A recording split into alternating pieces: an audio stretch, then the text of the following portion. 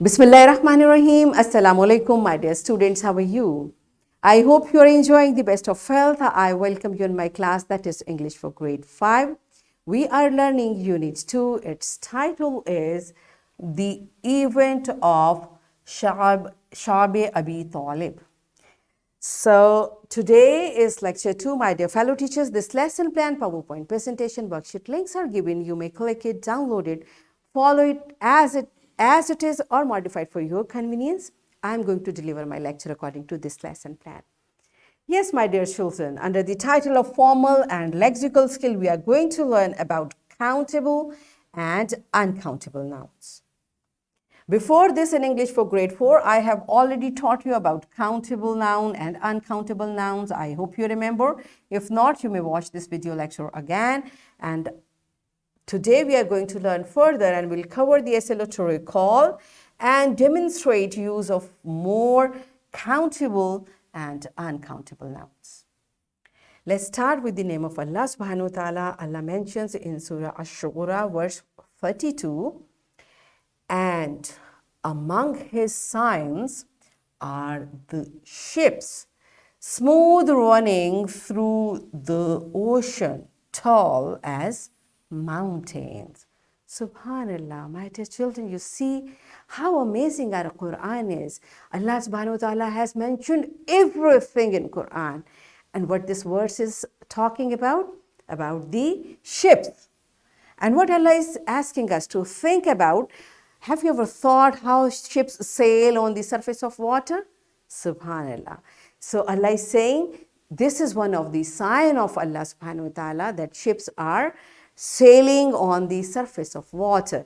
Now, my dear children, these ships, if there are ships sailing in water, can we count them? Yes. But can you count ocean? Like how much water is there in ocean? No.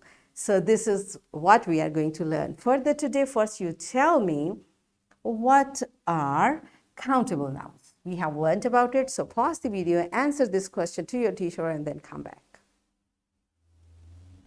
Yes, my dear children, I hope all of you remember, we have learned in grade 4 that countable nouns are the one which we can count, the one which we can give number.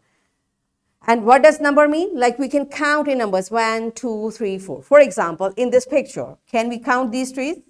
1, 2, 3, 4, 5. Yes, there are 5 trees in this picture. So it is countable. How much donuts are there? How many donuts are there? 1. It's countable. But how much water is there?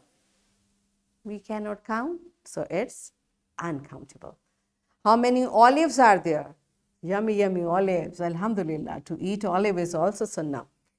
And olive has been mentioned in Quran. We can count olives in this picture. So olives are countable. But can we count this grass? No. So this is how beta, the thing which we can count in numbers 1, 2, 3, 4, that is countable noun. Okay. And noun we know. Remember?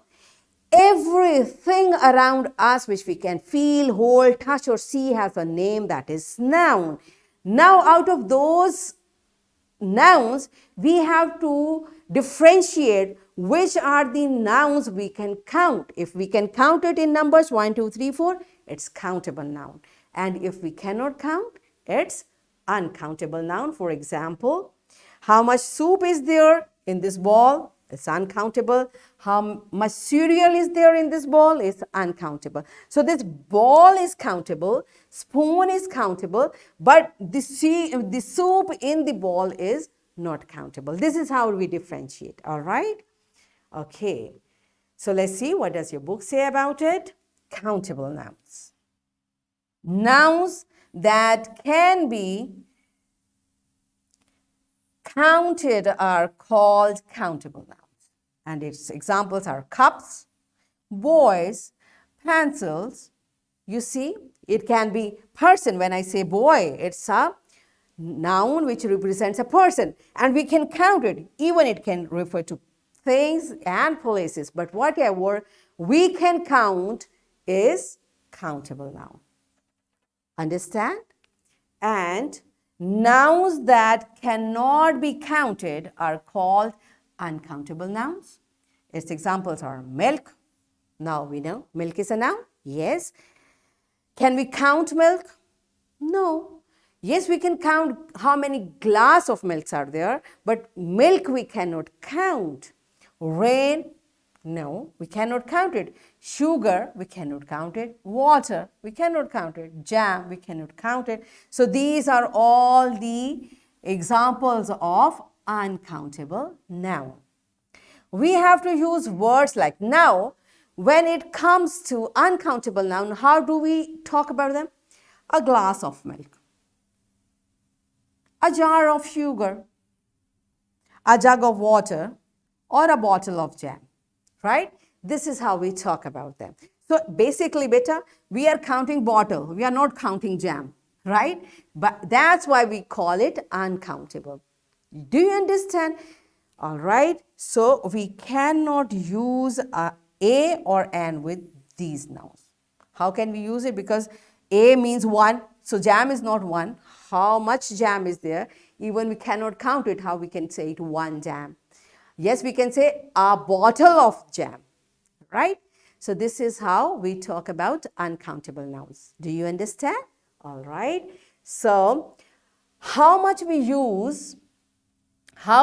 used to ask about the quantity of uncountable nouns? For example, if you are talking about uncountable nouns and you are inquiring about how much juice is there in the glass? All right. How much rice are there in the plate? Kindness, patience, these are whatever you cannot count, that is uncountable, and when you are talking about its quantity, you will say how much. All right. Likewise, how many we use for countable nouns, because when we say how many, it means we can count how many are there.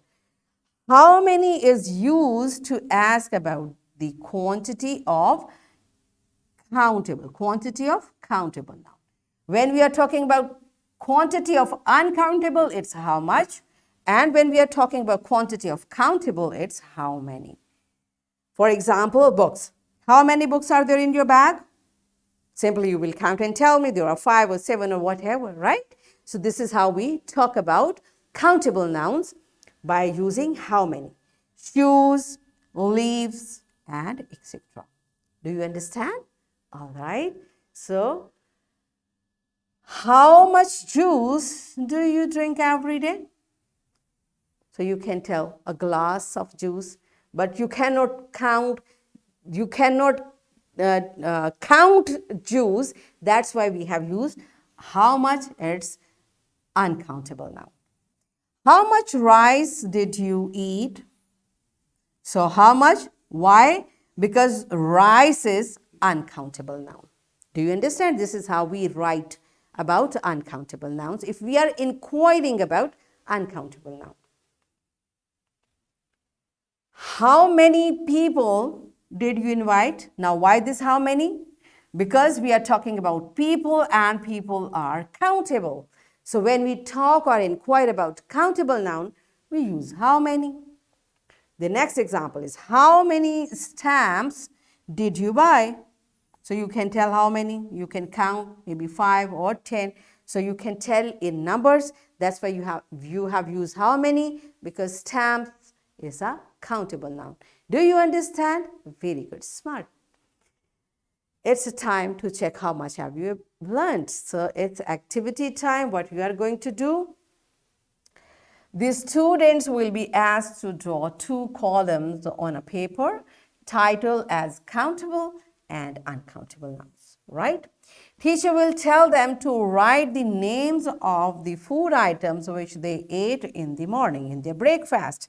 Students will write the food items in their relevant column. For example, if you have eaten egg is countable, so you will write egg in countable column, and you drank a glass of milk, milk is uncountable, you will write it in uncountable. So in this way, you will keep recalling what did you eat in your breakfast and keep segregating the nouns into relevant columns. So pause the video and enjoy this beautiful activity.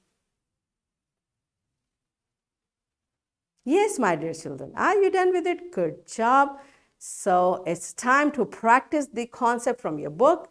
Here are a few sentences and you have to fill in the blanks by choosing how much or how many. And now you know where you have to use how much and where we are needed to use how many. Okay? How much for uncountable nouns and how many for countable nouns. So keep reading and fill in the blanks, and also on the same pattern you will do this exercise. So pause the video and complete these two exercises in your book. Yes, my dear children, are you done with it? Good job. So it's time for your homework. You will observe different items in your kitchen. Write countable and uncountable things from your kitchen in your notebook. And you will show this work to your teacher by tomorrow. Here is a worksheet, my dear fellow teachers. This worksheet, lesson plan, PowerPoint presentation, links are given. You may click it, download it, and kindly give printed worksheet to students for practice.